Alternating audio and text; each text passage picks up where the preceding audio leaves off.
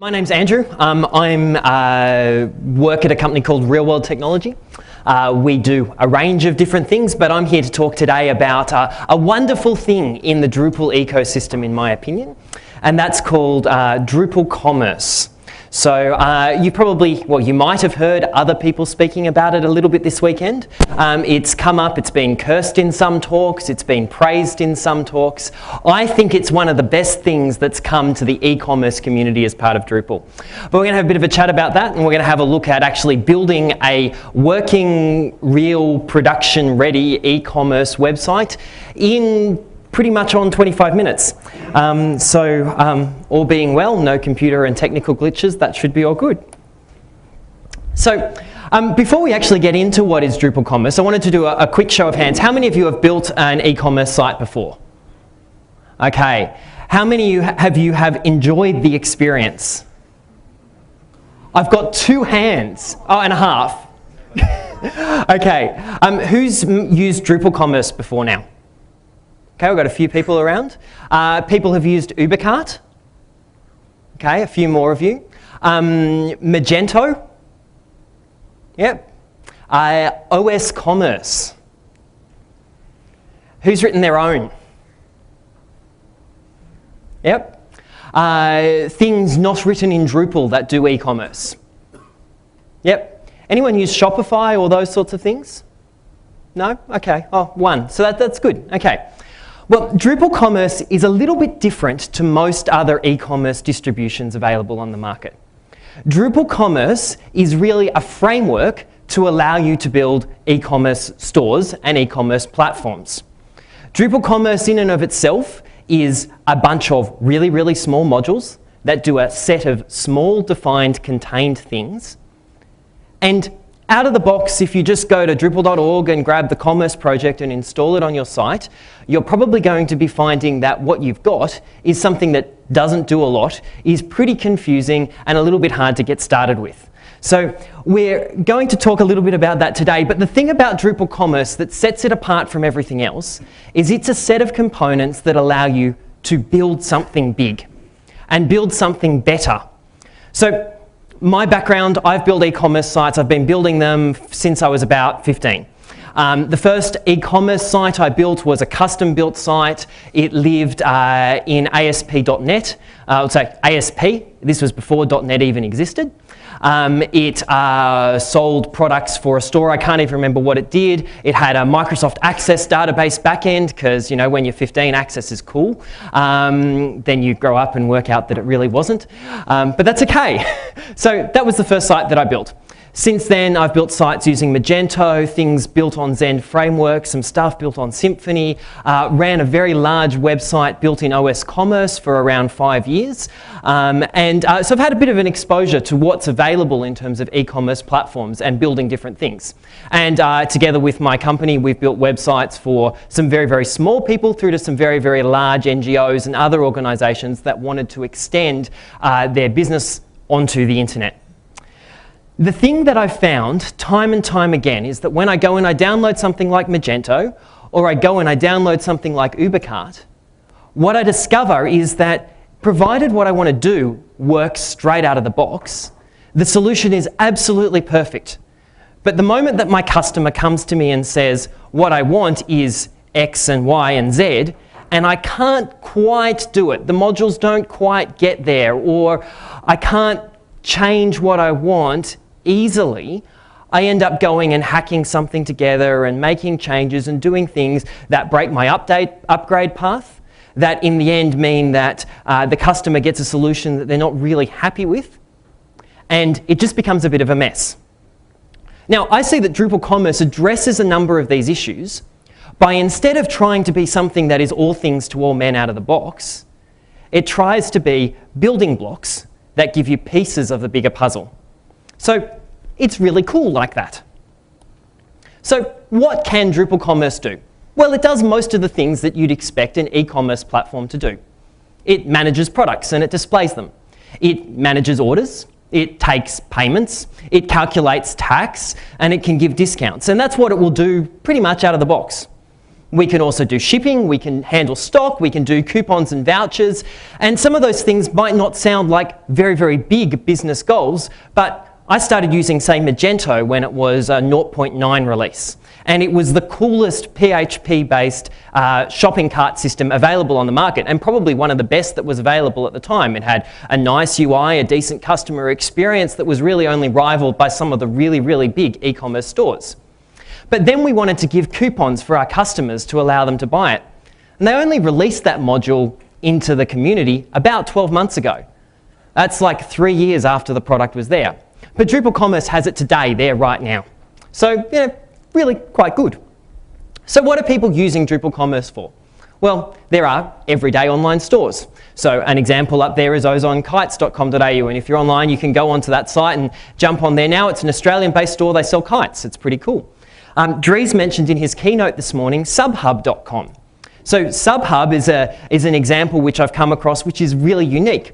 They have a Drupal-based website that sells Drupal-based websites to sell stuff, which is kind of a bit of Inception, but it's pretty good. So you can go and you can buy a website from Subhub to sell subscriptions to your magazine, or to allow you to download music from your music band thing that you play in or record for or something like that. It's pretty cool.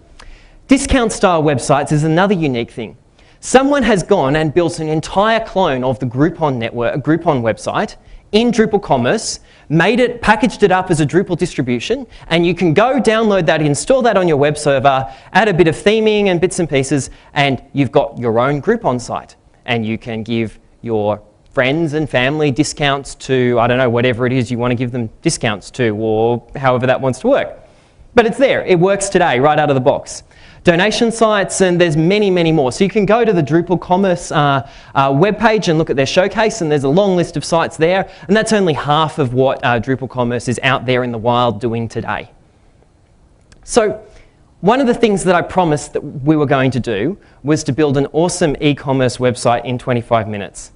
So let's actually get in and do that, because we've only got 40 minutes left in this session.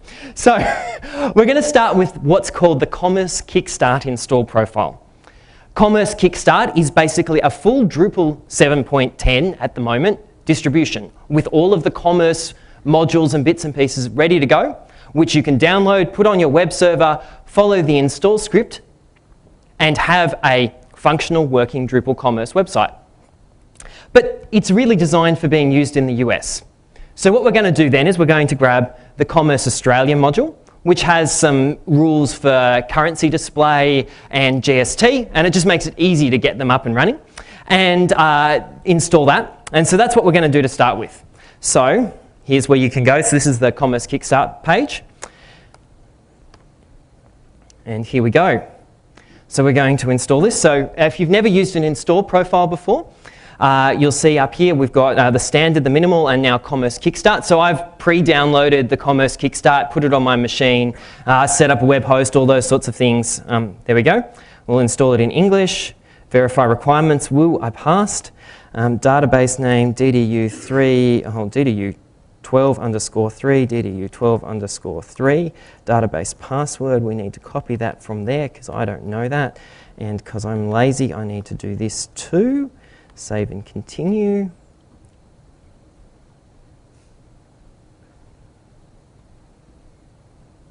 Okay, it's going to run away and it's going to install all of the modules, configure everything as a kind of a base starting point, and get us ready to go. And then once this is finished in a few seconds, we'll get to the configure site.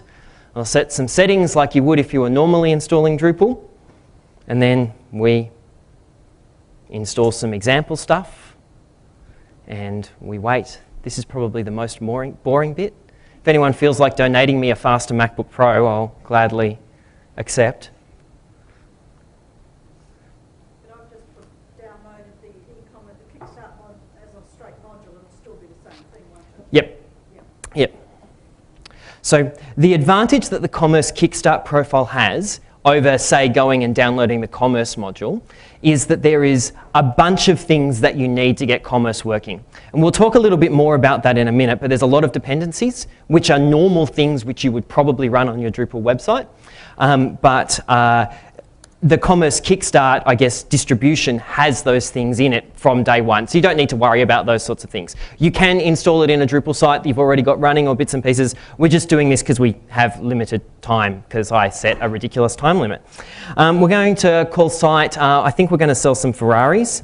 And site email address will me@andrewjaeger.com, username admin. Actually, we won't use that password. We'll use this one because it's easier. We're in Australia. We're in Melbourne. Save and continue. Okay, and we're going to put some example content in because it makes our life easier. And in case you were wondering, we've been going for 3 minutes in our 25 minutes. And we now have installed Drupal Commerce, and we have a working functional e-commerce store. So I can add products to my cart. I can view my cart. I can make the quantity 5. I can update my cart. I can check out. I can fill in some details and go right through, and it will work. But we'll look at that a little bit more later. Of course, what we're going to do is we're going to do a little bit more than that. And there's a little bit more to be done. So this is what we're actually going to build. We're going to build the Drupal Down Under 2012 Ferrari store. We're going to sell Mickey Mouse cars. We're going to sell Honda Civics and Ferraris, maybe. We'll definitely sell the Ferraris. I'm not so sure about the rest of them. So a couple of things that Commerce can do. So one of the nice things is it groups products together like this. So we can have a yellow Ferrari featuring red starbursts. We can have a lime green Ferrari.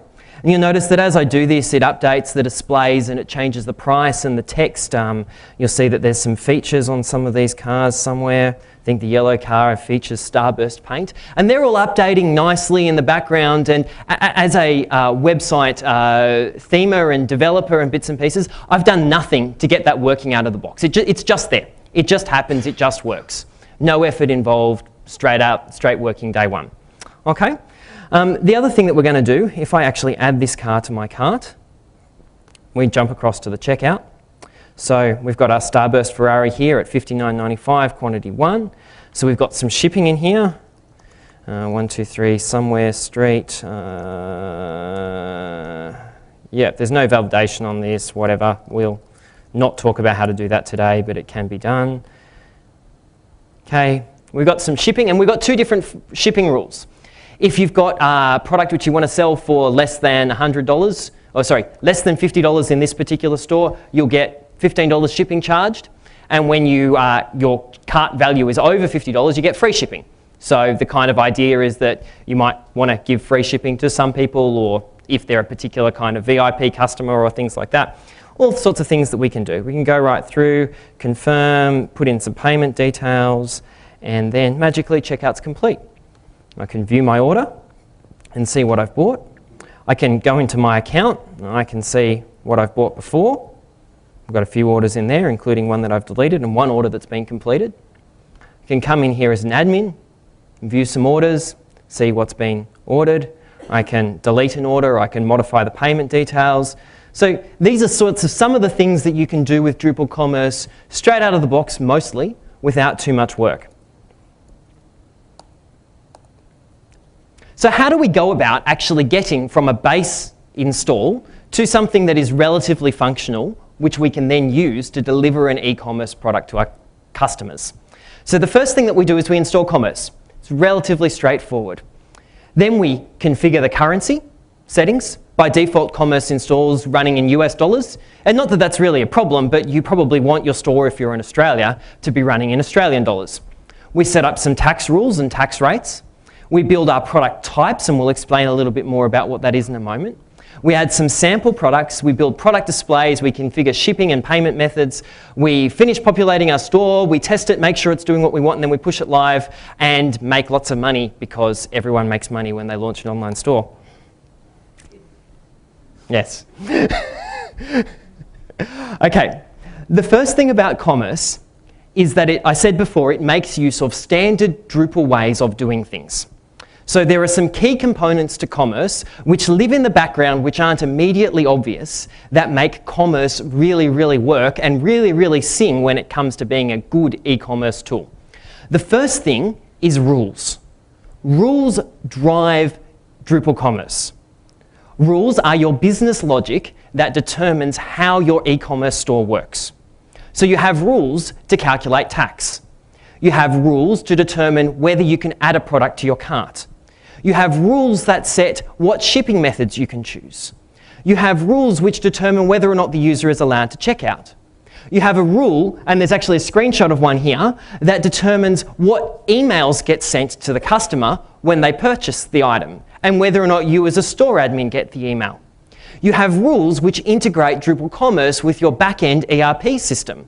So if you have something like at Empire, or you're making use of a financial package like, say, Xero or Sasu or something like that, someone can write modules which interact with those rules that then when, say, someone completes an order, it triggers the invoice to be created in Xero, the payment to be recorded, and all of those things fit together very, very nicely.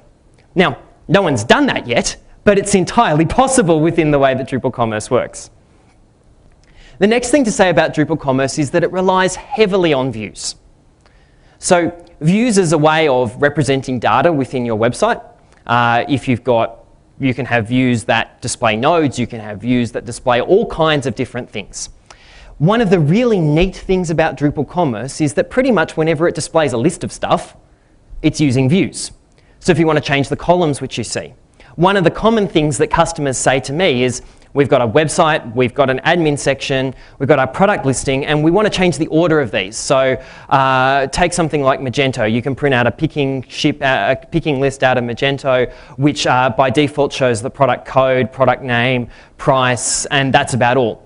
And if you want to change that, you've got to change a bunch of stuff you've got to change a bunch of XML files, you've got to change a bunch of PHP files to change the way that that all comes together. It's a little bit messy, a little bit nasty. With Drupal Commerce, you jump in, you edit the view, you add the column, and you're done. It's really nice, really, really easy. You want to display the SKU, so the part code of a product in the shopping cart. You just go and you add the column, because that's the way that it works. It's really, really nice, because it makes use of standard Drupal features that people that are used to building and assembling Drupal websites use every day and know. The next thing to say is products are not nodes. If you're coming from a Drupal 6 mindset where everything's a node, it's really important to understand that products are not nodes. Products are products, and they're displayed using nodes. And we'll talk about product displays in a minute. But a product is essentially a group of fields, which is a group of information about a product. So a product must contain an SKU, which is a part code. A product must contain a name, and a product can, but doesn't have to, contain a price. Most products will contain a price. Although sometimes people want stores where they don't actually want to sell anything, they just want to put products online. So those kinds of things are there. But say you wanted to record the color of an item. You can add a field to your product type that has the color in it, much in the way that you could add a field to your content type to record the information. But they're distinct from product types. But product displays group products together into logical groups. So an example which I've been kind of thinking through is, say I was an Apple reseller and wanted to sell iPhones. Okay? There's currently 8 or 9 different models of iPhones you can get. But what I want to do is have someone come to my online store and be able to pick up, go to the iPhone page and have all of the different options listed there together in one place for them to be able to go and see. I don't really want them to be able to go to a page that has the 32 gig iPhone on it, the 64 gig iPhone in black and white, and there's way more than 6 models, I've just realized. I want them all grouped together into a single node. So that's what a product display is. It groups products together in a form for display. And you can add extra information there. You can add product descriptions. In fact, any field you want to add to a product display, you can. Currency is the next thing which we'll talk about. Drupal Commerce is actually multi-currency aware. So if you wanted to sell products in Australian dollars and US dollars and New Zealand dollars and British pounds and yen or whatever it is you want to do, Drupal Commerce day one out of the box supports multiple currencies. By default, it has no way of converting between currencies. So if you put prices in Australian dollars, it won't go and work out what the price is in US dollars or something like that. But you can do that if you wanted to. And there's no reason why, well, most people probably wouldn't want to do that because they want to put it in nice numbers. So I want to sell it for $49.95 in Australia and $199.95 in the US, or however that works. And which currency people see can be selected using rules. So you could have so there are modules which will tell rules what country someone's in. And then rules can determine on the basis of that what currency someone should see on their store. The other thing which we'll quickly touch on is taxes. So in Australia, tax system is relatively boring. We have one tax rate for pretty much everything. It's called GST. It's about 10% of the product price. Most of you probably deal with that when you go and buy everything you buy. In other countries, there are other tax rules. But say you wanted to sell houses using Drupal Commerce. In New South Wales, where I'm from, we have this thing called stamp duty. And stamp duty is 1.5% of the sale price. So you could have a tax rate for stamp duty within Drupal Commerce, know when to calculate that stamp duty using rules, and correctly apply it to the products all automatically without ever having to deal anything. So you can have multiple tax rates, multiple tax types. You can display taxes including, excluding, all those sorts of things. You can have tax rates not on. So in fact, kind of self-plug here, the Commerce Australia module, which you can go and download from Drupal.org, when you turn on the GST thing that is within the Commerce Australia module, it actually has a rule in there which says, if you're in Australia, charge GST, and if you're not in Australia, don't charge GST. Because if you ship the product outside of Australia, then you don't charge GST on it. And that, you know, I used to run a website in OS Commerce. That was a big pain whenever someone placed an order from New Zealand, because we had to take the GST off and modify it and a bunch of things like that, and it didn't do it well, and then we tried it in UberCart and it was even worse. So just works out of the box day one, great to go. So let's actually get in and do this. We've got 25 minutes from now, maybe with some time for questions. And by the way, feel free to stop me at any time and ask questions on what we're doing. So this is the website which we just installed. The first thing that we're going to do is actually not jump into configuration, is jump into modules. And the first thing which I'm going to actually do is I'm going to install the module filter module, simply because it makes my life a lot easier.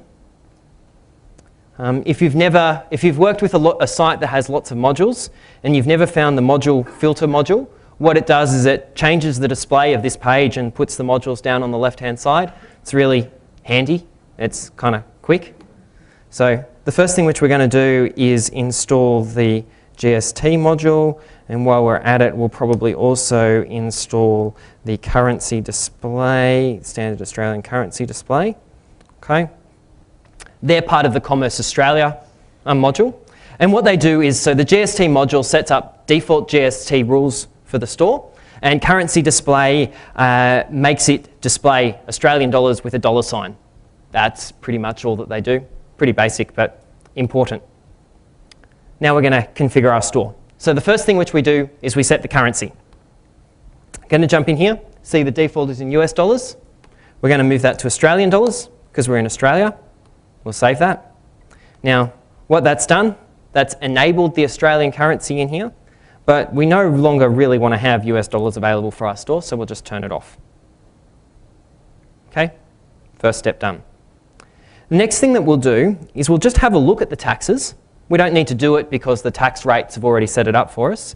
We have a tax type in here. It's called GST.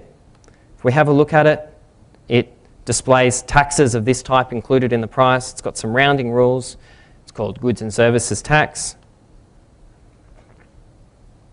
And we've got a tax rate, which is actually the GST. And it's 10% because that's what GST is. We can make it 20%, 50%, 150%, minus 0.1%, all sorts of things. I don't know why you'd ever want to do that, but you can. I'm sure there are countries in the world where that's an important option to be able to have. Okay, so that's the basic configuration. The next thing which we're going to do is we're going to build our products. So we click on View Products, and there's 3 default products in because we use the Commerce Kickstart install, and we told it to install the demonstration products. But our Ferrari store is going to sell cars. So we want to go and configure it to sell cars. So the first thing we're going to do is we're going to add a product type. We're going to call it a car. We're going to make it a really cool car that we can sell. And we're going to save and add some fields. So by default, you can see we've got the SKU. So that's the part code. We've got the title. We've got a price, which we can delete if we wanted to. We've got a status, which is whether or not the product is enabled or anything else like that. So you can just disable the product. And what we're going to do now is we're going to add a field for color. And it's going to be a list of text types. It's select list. We'll save that. This is relatively manual, but we're doing it real, so we'll go through. Allowed value list. Here's one I prepared earlier. Got to take some shortcuts. And now we'll save that, and that's done. The other thing which we're going to do, we're going to add some features for our cars which we want to sell. So we're going to make it we're actually going to make it a text field, and we're going to allow multiple values once we get through. Number of values unlimited. And of course, we want a photo of our cars here. And there's an existing field which we can use called product image, which we'll just drag up, and we might actually put that there. We'll put it in after the price because we can. We'll save it as an image. It doesn't have to be required. Yeah, that'll all do. You can play with the settings a bit later. Okay, we've got a product type. So let's go and add some cars. So there's a bit of a quick navigation bar thing here. There's an add product button I could have clicked on. We've got two options. We can use the standard product type. We're going to use the create car. Call it an F1. We'll call this one a red Ferrari. We'll sell that for $49.95, including GST, bargain Ferrari. Get them while you can, limited stock available. We'll go for our red Ferrari. We'll upload that. We'll set the color to be ruby red, and this one can have mag wheels, and we'll save and add another. And we'll repeat this, F2, this can be our pink Ferrari, and we'll sell this one for $59.95. In case you're wondering why we have a pink Ferrari, I asked a bunch of people what colour Ferraris they wanted, and Donna Benjamin said she wanted a pink Ferrari, so we got that, so penultimate pink. This is going to be just for Donna. And we'll save and add another one. Product SKU, we're up to F3. I don't know what colours I have left. We'll go for colour this way. We'll go for a lime green Ferrari, and this is because Peter said that he wanted a lime green Ferrari, and we'll call this lime green Ferrari, and we'll sell this one for $199.95. It's a bit of a premium model, and we'll upload the image because I forget to do that sometimes, and it is lusciously good lime green. It's alliteration for you in case you didn't notice. And this one has no features because it's boring. And the last one, which is actually my favourite, this is my yellow Starburst Ferrari. I'm sorry if you're a Ferrari lover. We're going to sell this for $499.99, including GST. We're going to grab my Starburst Ferrari, click upload, and you can see it there. Beautiful. It's yellow with red starbursts all over it. And it is a Yamarific yellow Ferrari featuring starburst paint. And while we're here, we'll add another feature. I don't know, we can have a four-wheel drive Ferrari. That sounds great. Okay, we've got 4 products. Wonderful, they're in our store, but hang on a second, they're not showing up. Does anyone know why they're not showing up yet? Yes? That's right. Those Ferraris are not included in a product display. So we're now going to add a product display. We're going to call it a Ferrari. Ferraris are cool. You should buy one. There's a reason why I don't write copy. Okay, and here, this is where we set up our links to our products. So we've got an F1, we've got an F2, an F3, and an F4. So you can put as many products as you want, all separated by commas in there. It's an autocomplete field. It's nice. It just works. You can have 1, you can have 10. It doesn't matter. You have 100 if you wanted. I don't know what it performs like if you have 100. Probably still fine. And we'll save that. And we'll save that. All good. Okay, and here's our Ferrari. It's red. I can choose yellow Starburst Ferrari. I wanted to do this just because I wanted to show you what the yellow Starburst Ferrari looks like in all of its glory. And I just selected that here, and you can see the features updated, the color updated. Haven't done anything particularly special to make that happen. We just added the fields to the product type. We added them to the standard product display straight out of the box. And that's what happens, and that works. Okay? So that's pretty cool.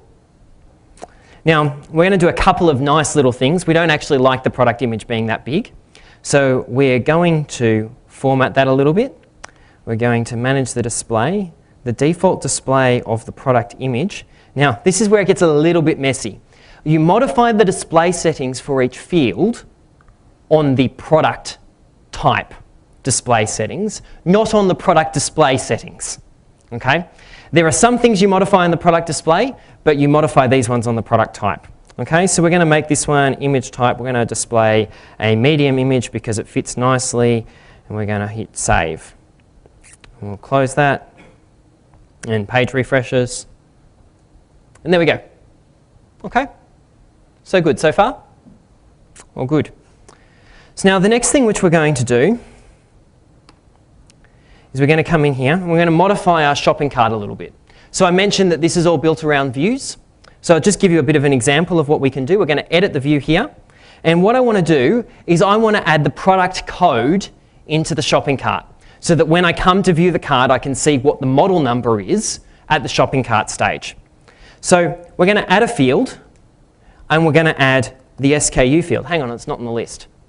This is the first little bit of magic which I need to show you. We're going to cancel out there.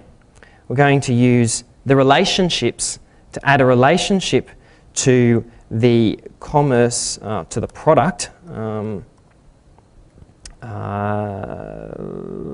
That's not actually the one I want. I want the car. No, hang on. I think maybe that is the one I want. Add and configure relationships.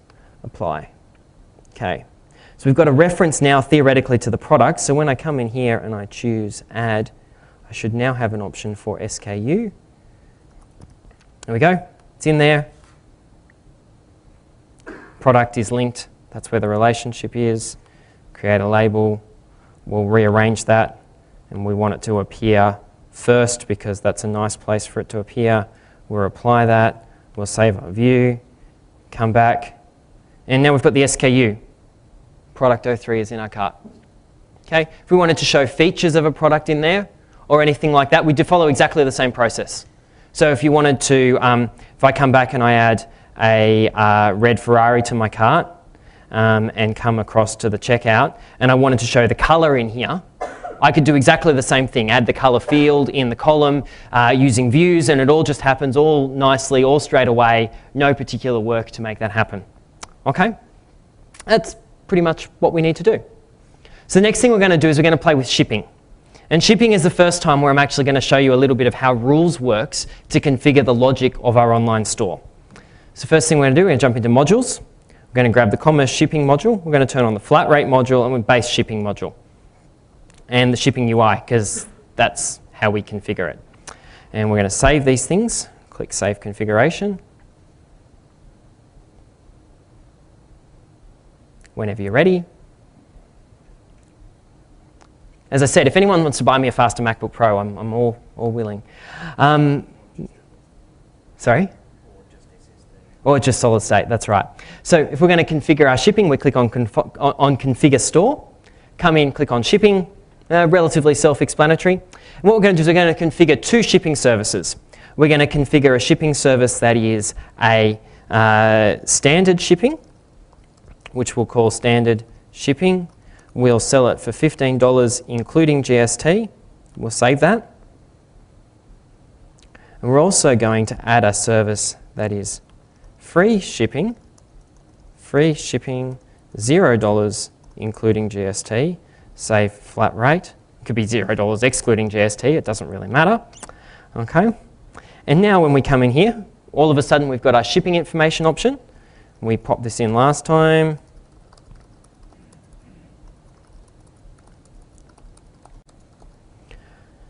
Continue to the next step. we've got options. We can choose our shipping type. We can get free shipping or standard shipping. I don't know why I'd ever want to choose free shipping, standard shipping if I've got free shipping as an option. So let's now build some rules which determine when those should be displayed. And then we'll test them, make sure that they work, and go from there. So we'll click on shipping. We'll click on shipping services. And we're going to use this configure component link to modify the rules which determine when this gets displayed. So the free shipping, we're going to add a rate for shipping service to an order, but only when we do a data comparison and we discover that the commerce order total amount is lower than, hold on, we're doing free shipping, aren't we? Yes. So we'll do it this way, is lower than, what do you reckon, $150? Okay. Worth knowing a little trick of the trade, when you do this data comparison, it is done in cents, not done in dollars. Okay? And this particular rule isn't multi-currency aware, and it can be done, but that's just too complicated for now, so we won't worry about that. So if the order is less than $150, well, we don't actually want to give them free shipping. We want to not give them free shipping. There's a reason why we did that. I'll explain in a moment. We'll come in and we'll make the opposite rule for the standard shipping. Add condition, data comparison. We're going to commerce order total amount. We're going to click continue, and is lower than $150. That's what we set it to, right? There we go, it's there. And we'll leave that there. Okay. Now, the reason why we set one rule as less than $150 not, and one rule as less than $150 is because there's no less than or equal comparison for the data comparison rule. It's the only reason why we did it that way. So if someone buys $150 worth of something, if we set one to be less than $150 and one to be greater than $150, if your order cost $150, there's no shipping option available to you, and that's just a bit of a pain. So that's why you do it that way. You could build quite complicated rules. You can have multiple conditions, you can have ors, you can have ands, all of those sorts of things. You can nest the conditions against each other, and pretty much anything can be compared. And rules is way complicated, and there's brilliant screencasts online, and if you're writing rules, go online, watch the screencasts, and then when you're thoroughly confused, jump on IRC. That's pretty much the way to go. And by the way, just while we're here, if you're looking for an IRC client and you use a Mac and you haven't found one you like, there's this great thing in the App Store called Textual. I found it this week. It actually makes IRC usable, in my opinion, so I really like it. IMChat does it as well. Okay, cool. Awesome. So we've now got shipping in our store, and let's actually just prove that that works. We've got free shipping on this order. So let's go back and let's modify our shopping cart, which presumably I can do by clicking cancel, and come in here, and so it was $150. So let's remove these. So they're going to charge me shipping on my Ferrari. What a rip-off. Seriously. I could have just changed the quantity, but I removed the very expensive item from my cart. So now my order's only whatever it was, $15. So there we go. I've got goods and services tax on there. I've got standard shipping at $13.64 ex GST. You can change the order of those fields. We'll talk about that later. Pop in a payment. Continue to the next step. Order done. We're actually done. We've built our online store. It's fully functional, beginning to end, in under 25 minutes. Just hang on a second, we'll get the microphone. And can you configure the shipping just based on the postcode? Yes, you can make the shipping built on any rule. So you can do, instead of a quantity-based comparison, you can do an address-based comparison, much in the same way that we do an address-based comparison to determine the tax rate. So I'll show you what the rule might look like by showing you the tax rule. Stores. Here's the other place you can get to the rules, in configuration, workflow rules. So this is just using the rules module that's built into Drupal. And so in here we have a calculate taxes GST rule, and it's the default rule. And in here, so we've got a condition, it's an order address component comparison. And in here, we've got commerce line item order, address, country, blah, blah, blah, blah, blah. Now, keep in mind, we're using the flat rate shipping module here. Most of the time, if you're doing postcode-based shipping, your shipping is probably calculated from an external service like Australia Post Shipping Calculator, or you're making use of, in Australia, Star Trek Express or TNT or any of the other big shipping companies, and they have APIs which they can expose, which then someone can write a module, whether that be yourself or someone that actually knows stuff about writing modules, whatever that is, to integrate those things together. There is an Australia Post module in Sandbox on Drupal. I don't know if it's been released. I don't know if it works. So, yeah. Can I just got 2 questions for you. Yes. One is, if you've currently got an existing site in Drupal 7, Yep. and you want to turn it into a commerce site, Yep. how relatively, like from what I've looked at, it looks pretty relatively easy to just drop the commerce modules in there and then turn those nodes into products? Yep, that's pretty much all you need to do. Okay, So- and, oh, sorry, go on. I was going to say, the thing to keep in mind is there are dependencies for the commerce module, so you will also be running CTools, views, Yep. rules, and a bunch of things like that, which most people are probably running anyway. And just one other question. What, if you've got a site that's currently in Drupal 6 Ubercart, Yep. I'm sorry. not as sorry as I am, I've got to work with it. What would your recommendations be for getting it into commerce, just literally starting from scratch again? Yeah, so Yeah. I'm talking about this with one of my clients at the moment who has a quite heavily hacked version of Ubercart running their website. It's running a slightly older version of Ubercart that hasn't had security patches applied to it for a little while, which makes me a little bit nervous. And so we are talking about the fact that we need to get to Drupal Commerce with them at some stage over the next year, and we're going to rebuild it from the ground up. So, I'll repeat the question.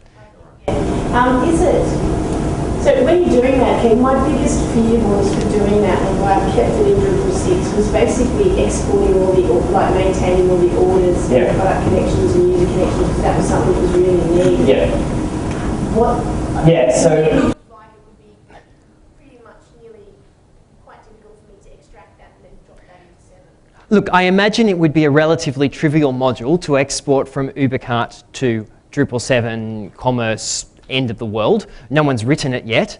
I've spent a lot of time in the tables in Ubercart. They're not all that sophisticated, so you know it could be done, but it's not something that. It's probably not something for the faint-hearted. We're going to start again. So we're going to re-input all the products, we're going to re-input all the data, we're going to recreate the users, and you know that is a problem with choosing to run your business logic out of a web-based e-commerce platform, is what is the upgrade path. The guys that wrote Drupal Commerce were the same guys that wrote Ubercart. And in one of the first presentations they gave publicly on Drupal Cart, the very first thing that they said was sorry. So Ubercart is great provided it does what you want. And if it doesn't do what you want, then it's a little bit messy. And the migration path is not so nice. Same thing with Drupal Commerce though. There is a lot of things it doesn't do. And I started using Drupal Commerce when the first RC or beta was released about 12 months ago. We half built a site, discovered we got stuck because a bunch of things weren't working, and we stopped. And a lot of people have started working with Drupal Commerce just a little too early. I think in the last 3 months is sort of when it's really got to a point where it's mature enough and stable enough that most of the things which you want are mostly there and mostly working. But it is a work in progress, and the community is quite happy to help. So get online and contribute. Last question. So where is all the link to the payment stuff? Does it link to PayPal, and where do you configure that? Yep, okay, so I haven't turned on any payment methods in this example store, except for the example payment method, which is turned on by default. There is a PayPal payment method. There is a authorised.net payment method. There's Secure Pay for Australia. There's a bunch of different payment gateways which developers have written and made available on Drupal.org. And if you want a payment gateway that isn't there, it's relatively trivial to write one to put in there, or to find a developer. There's a few good developers in Australia that work with Drupal Commerce that are happy to write payment gateways if someone pays them, because they have to put food on their table. I think that's about it. Okay, if you'd like to thank Andrew. Thank you. It's really cool like that. So what can Drupal Commerce do? Well, it does most of the things that you'd expect an e-commerce platform to do. It manages products and it displays them. It manages orders, it takes payments, it calculates tax, and it can give discounts. And that's what it will do pretty much out of the box. We can also do shipping, we can handle stock, we can do coupons and vouchers, and some of those things might not sound like very, very big business goals, but I started using, say, Magento when it was a 0.9 release. And it was the coolest PHP-based shopping cart system available on the market, and probably one of the best that was available at the time. It had a nice UI, a decent customer experience that was really only rivaled by some of the really, really big e-commerce stores. But then we wanted to give coupons for our customers to allow them to buy it. And they only released that module into the community about 12 months ago. That's like 3 years after the product was there. But Drupal Commerce has it today, there right now. So, really quite good. So what are people using Drupal Commerce for? Well, there are everyday online stores. So an example up there is ozonkites.com.au, and if you're online, you can go onto that site and jump on there now. It's an Australian-based store, they sell kites, it's pretty cool. Dries mentioned in his keynote this morning subhub.com. So Subhub is an example which I've come across which is really unique. They have a Drupal-based website that sells Drupal-based websites to sell stuff, e-commerce. Yep. Anyone use Shopify or those sorts of things? No? Okay. Oh, one. So that's good. Okay. Well, Drupal Commerce is a little bit different to most other e-commerce distributions available on the market. Drupal Commerce is really a framework to allow you to build e-commerce stores and e-commerce platforms. Drupal Commerce in and of itself is a bunch of really, really small modules that do a set of small, defined, contained things. And out of the box, if you just go to Drupal.org and grab the Commerce project and install it on your site, you're probably going to be finding that what you've got is something that doesn't do a lot, is pretty confusing and a little bit hard to get started with. So we're going to talk a little bit about that today, but the thing about Drupal Commerce that sets it apart from everything else is it's a set of components that allow you to build something big and build something better. So my background, I've built e-commerce sites. I've been building them since I was about 15. The first e-commerce site I built was a custom-built site. It lived in ASP.NET. I would say ASP. This was before .NET even existed. It sold products for a store. I can't even remember what it did. It had a Microsoft Access database backend because, you know, when you're 15, Access is cool. Then you grow up and work out that it really wasn't. But that's okay. So that was the first site that I built. Since then, I've built sites using Magento, things built on Zen Framework, some stuff built on Symfony, ran a very large website built in OS Commerce for around 5 years. So I've had a bit of an exposure to what's available in terms of e-commerce platforms and building different things. And together with my company, we've built websites for some very, very small people through to some very, very large NGOs and other organisations that wanted to extend their business onto the internet.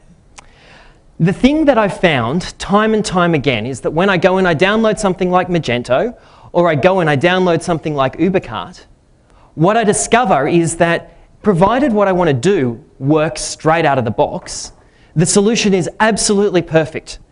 But the moment that my customer comes to me and says, what I want is X and Y and Z, and I can't quite do it, the modules don't quite get there, or I can't change what I want easily, I end up going and hacking something together and making changes and doing things that break my upgrade path, that in the end mean that the customer gets a solution that they're not really happy with, and it just becomes a bit of a mess. Now, I see that Drupal Commerce addresses a number of these issues by, instead of trying to be something that is all things to all men out of the box, it tries to be building blocks that give you pieces of the bigger puzzle.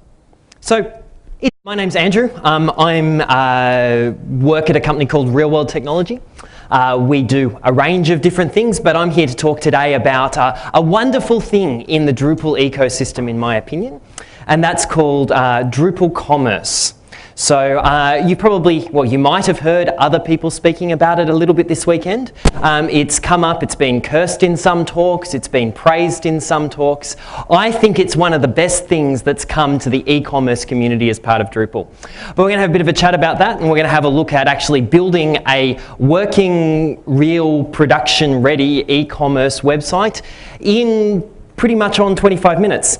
All being well, no computer and technical glitches, that should be all good. So, before we actually get into what is Drupal Commerce, I wanted to do a quick show of hands. How many of you have built an e-commerce site before? Okay. How many of you have enjoyed the experience? I've got 2 hands. Oh, and a half. Okay. Who's used Drupal Commerce before now? Okay, we've got a few people around. People have used UberCart. Okay, a few more of you. Magento. Yep. OS Commerce. Who's written their own? Yep. Things not written in Drupal that do, which is kind of a bit of Inception, but it's pretty good. So you can go and you can buy a website from SubHub to sell subscriptions to your magazine, or to allow you to download music from your music band thing that you play in or record for or something like that. It's pretty cool. Discount style websites is another unique thing. Someone has gone and built an entire clone of the Groupon network, Groupon website in Drupal Commerce, made it, packaged it up as a Drupal distribution, and you can go download that, install that on your web server, add a bit of theming and bits and pieces, and you've got your own Groupon site. And you can give your friends and family discounts to, I don't know, whatever it is you want to give them discounts to, or however that wants to work. But it's there, it works today, right out of the box. Donation sites, and there's many, many more. So you can go to the Drupal Commerce webpage and look at their showcase, and there's a long list of sites there, and that's only half of what Drupal Commerce is out there in the wild doing today. So one of the things that I promised that we were going to do was to build an awesome e-commerce website in 25 minutes. So let's actually get in and do that, because we've only got 40 minutes left in this session. So we're going to start with what's called the Commerce Kickstart install profile. Commerce Kickstart is basically a full Drupal 7.10 at the moment distribution with all of the commerce modules and bits and pieces ready to go.